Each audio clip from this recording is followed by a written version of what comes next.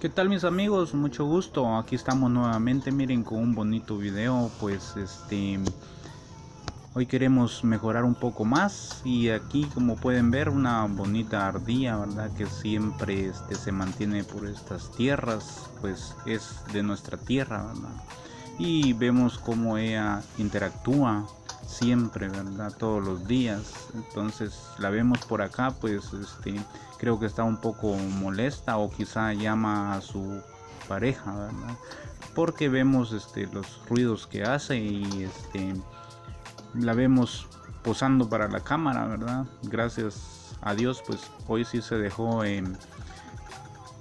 hacer esta toma muy especial y muy importante. eh, Vemos qué tan rápidas son muy especiales.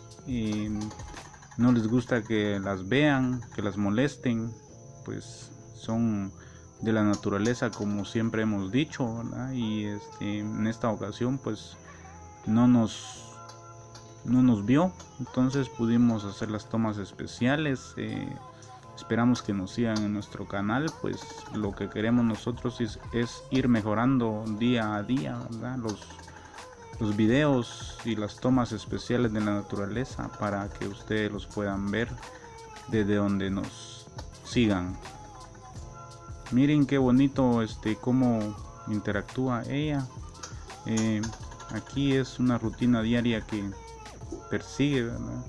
Entonces vemos como ella al final pues nos observó, no le gustó y así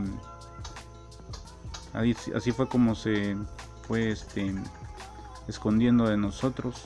Se subió a este árbol donde ella pasa todos los días en su rutina diaria a poder comer. Así es que muchas gracias, esperamos que nos sigan y que estén complacidos de nuestros videos.